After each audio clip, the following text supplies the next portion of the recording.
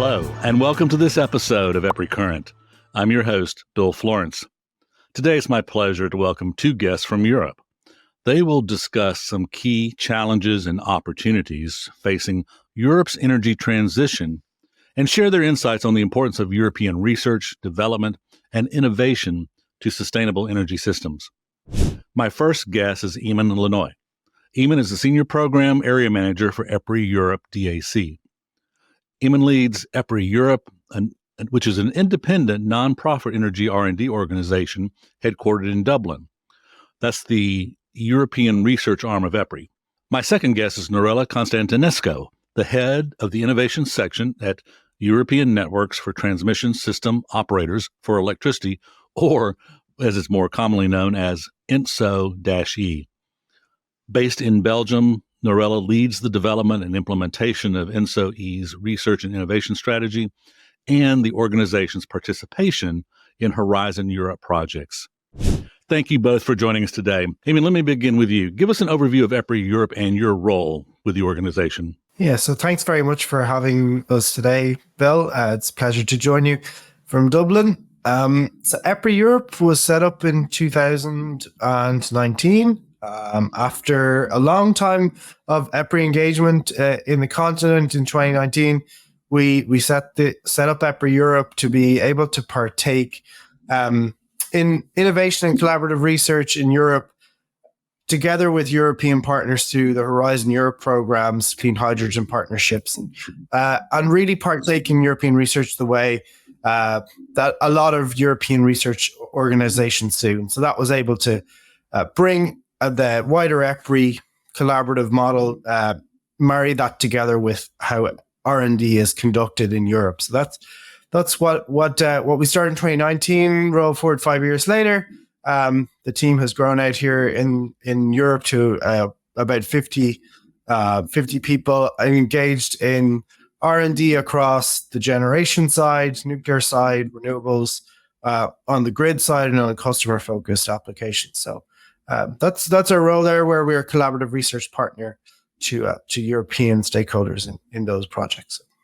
Norella, please tell us more about ENTSO-E and its work. Thank you very much, Bill, for this invitation. Pleased to be here today with Eamon.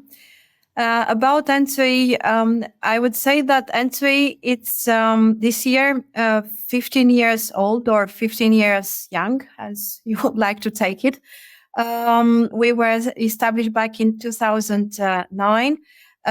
It was based on a European regulation, and therefore ENTSO-E has mandated tasks and roles which are given by the European Commission for Europe to support technical guidelines in terms of system operation, in terms of markets, or in terms of planning and research as well.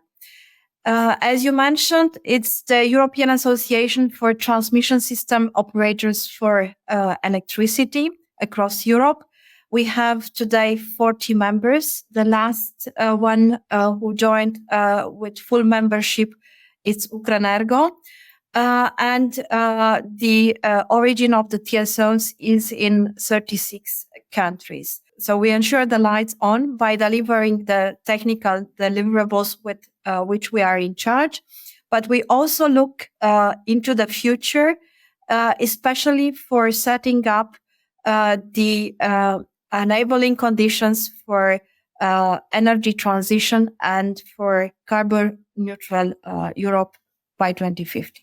Yeah, the energy transition, I mean, that's sort of the buzzword these days, but what are some of the primary challenges currently maybe hindering the achievement of European Union targets for the energy transition? I mean, are those things maybe such as technological limitations, operational constraints, regulatory barriers?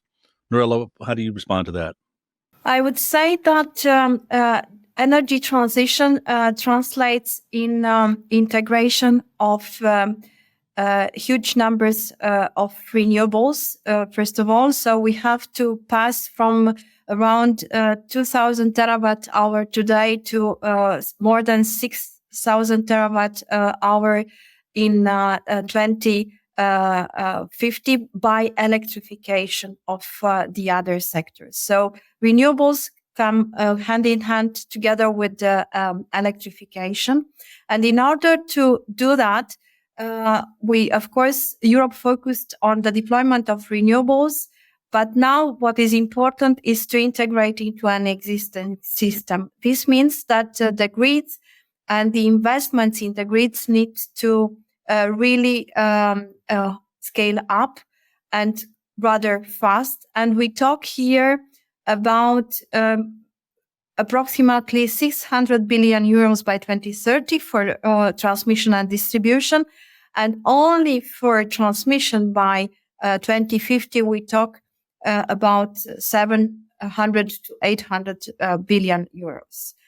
Now, the grids and investments into infrastructure needs to be complemented by another four building blocks I would mention: energy system flexibility, coordination of system operation, the market design, which we need, as well as innovation, which it's also my responsibility. In terms of technology, what I would mention, it's, of course, the use of the digitalization for integrating actually customers into all these services the electricity system will need.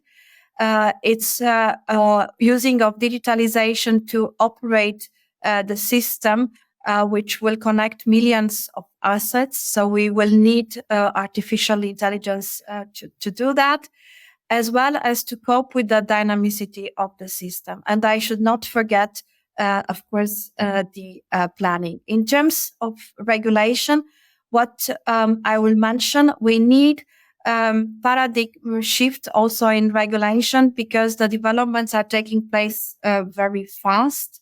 And therefore, we need to have a kind of anticipatory investments framework. So this will require changes on the regulation side. And we need also financing and therefore access to more capital markets, which provides insurance for those who are investing in the grids.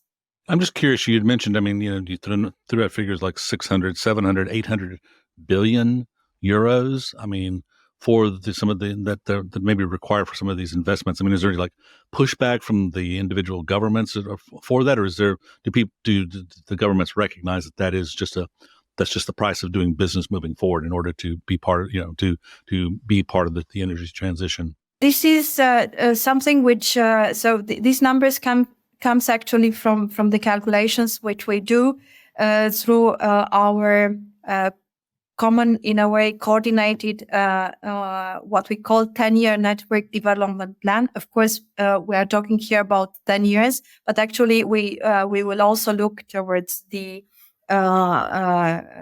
period after 2030, so 2040 to 2050.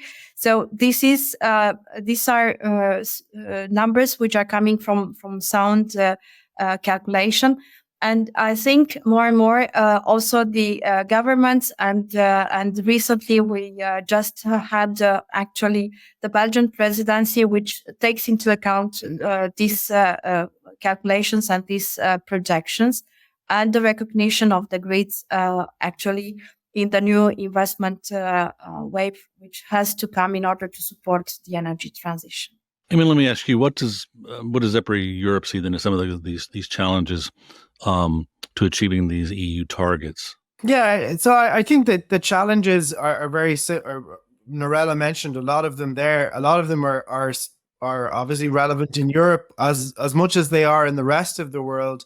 The rest of the world is undergoing this transition as well, but the local dynamics make it a little bit different in different regions.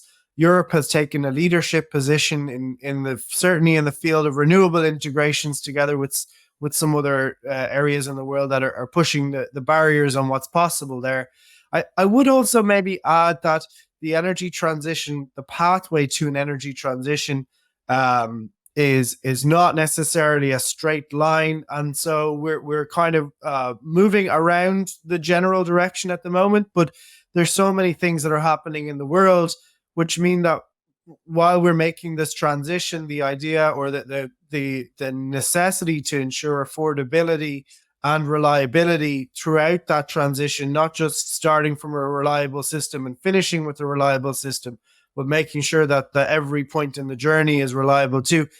Those pieces are of critical importance. So there's certainly enabling technologies that, the innovation that is being conducted through ENTSO-E, through the general ecosystem here in Europe, with the grid operators, with the vendors, with the generation companies, that all very important and necessary to navigate that path without undue risk to customer supply. So that's it. It's a very difficult path to try to find, is what's socially acceptable, affordable, reliable, and then we reach our decarbonization goals. But there's a nice challenge for innovation across the continent. Yeah, we talk about innovation. Of course, research and innovation are key, key priorities. What do you? Eamon, let me just stick with you here. But what R&I priorities do you see as requiring maybe sort of immediate attention and investment through, I guess, the European Commission initiatives? So we used to think, I think, maybe about research as something that would deliver a result in 5 years, or maybe down the line for 10 years.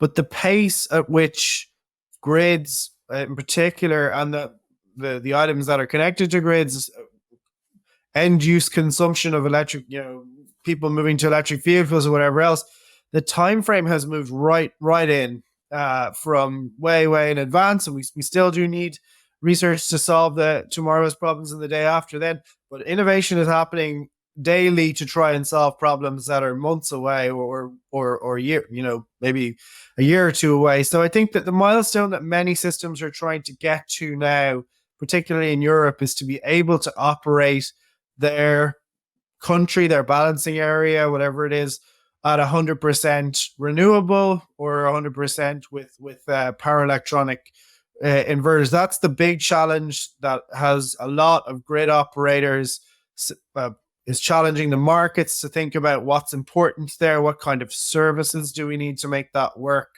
reliably, how are we going to operate those systems. So it's in the next 3 to 5 years, we're going to see some grid operators that will be able to do that. There are already some that can do that inside of a larger system, but to really solve this challenge of running 100% for even just a matter of time, an instant in time, 100% renewable or 100% with power electronics. That's the first big milestone, or the next big milestone that we'll hit. And then after that, it's how close can you go to continuous operation with that, right? So if you can do it once, that's one thing. And then what does it take to be able to do it all the time? So that's the milestone, I think, that's coming after that. Again, challenging a lot of very clever people to try and figure that out.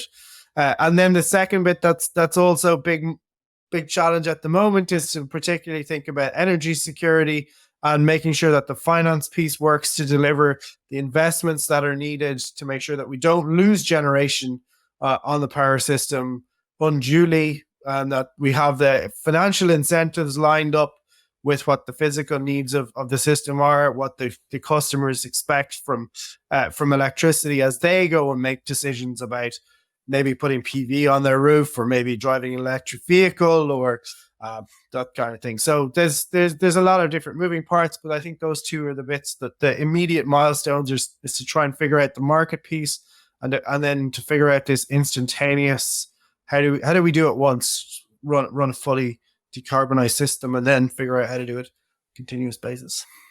Nora, what do you see as some of the specific research and innovation priorities, and are there some specific projects that you maybe can point out to us? I cannot agree more so with what Eamon said. The focus of research and innovation should be so in order to integrate all these inverters, being on supply side, so being on generation side from renewables, but being also from demand side because of the electrification. If I look now in the recent developments, what we carried out across with our members, with the TSOs, the developments looked at what I mentioned as one of the building blocks in our attention, so the energy system flexibility. So we looked at flexibility for the, of course, for the provision of the services which are required by the system operators and by the electricity system as such. And our focus was actually how we can activate all these distributed sources, because an electrical car, it's a battery on a wheel, but of course it was not designed for being a battery on wheels for the power system. So we need actually to put in place tools which will ensure that. And therefore, the coordination between the transmission system operators and the distribution system operators, it's key. And I would like to give here an example where multiple TSOs across Europe and the TSOs pairs participated together with ENTSO-E, and I would say also with EPRI, actually part of this project. I would mention OneNet, which was looking at these coordination schemes between TSOs and DSOs in order to use these distributed resources by both system operators, so by the DSOs as well as TSOs. And in order to do that, of course, there is the market layer which has to be taken into account, but also the digital layer, I would say. And after this project actually trials, we saw that there are multiple pilots which we tested. And that the system has to develop actually in a kind of interfaced coordination with connectors actually between the different areas, between the different countries. So it's not one building block system. Yeah, a lot of what you just said, I mean, it just sort of reinforces the complex landscape that's out there in Europe, and then what's involved in this transition to a more sustainable energy systems and stuff. So in the few minutes that we have left here, in what ways can research institutions and maybe collaborative associations help contribute to and strengthen Europe's energy transition efforts? And Norella, why don't you maybe continue, please? I would say that the cooperation between different stakeholders, including the system operator, so the electricity utility, it's very important, because we cannot solve everything only by ourselves. So we need to have this cooperation, and also the look towards the other stakeholders to understand actually their needs as well, in order to develop products and services where actually the value stacking makes sense for the different stakeholders. So we really need this type of ecosystem approach, and being open towards the cooperation with research sector, so ecosystem, but also towards the other stakeholders. Emin, what your thoughts are? Yeah, so I would echo what Norella just said. I would say kind of almost everybody in the energy sector at the moment is in some way becoming a little bit of a researcher, because almost every problem out there is somewhat unknown right now with certainty. So there's a particularly strong role for the R&I institutions to try and help to come with, even if it's not a perfect answer right now because there's just no time, just some guidance, or to try and help the organizations that are trying to make immediate decisions and take immediate actions with limited available information, try to help those decisions along. Sometimes that's with just sharing information within the similar type of organization. Sometimes that's borrowing or knowledge from other sectors. Sometimes that's us going and working it out ourselves or proving things out with demonstrations, or that. All of the projects Norella mentioned, as well as some of the projects that we're involved, do that in different ways. It's just really trying to close down that enormous gap of uncertainty that decision makers are faced with at the moment, that the industry hasn't faced for several decades. So there's a really critical role that R&D can help right now in helping make good decisions in navigate that very narrow path across the energy transition without maybe falling off the side too much. So that's how I see it. We've thank you both. I mean, I'm afraid we're out of time for today, and we've barely scratched the surface of this topic. And I hope both of you will join us again in the future to go into more detail. Again, let me thank my guests, Norella Constantinescu and Inoe, for joining us today. If you'd like more information on their respective organizations, you please visit europe.epri.com or www.ENTSO, that's ENTSO-E.eu. And that information will be in the program description, as well as we'll have it for those of you viewing this on YouTube. We'll have this information should be at the bottom of your screen. If you enjoyed today's podcast, please let me encourage you to visit www.epricurrent.com to subscribe through your favorite podcasting channel.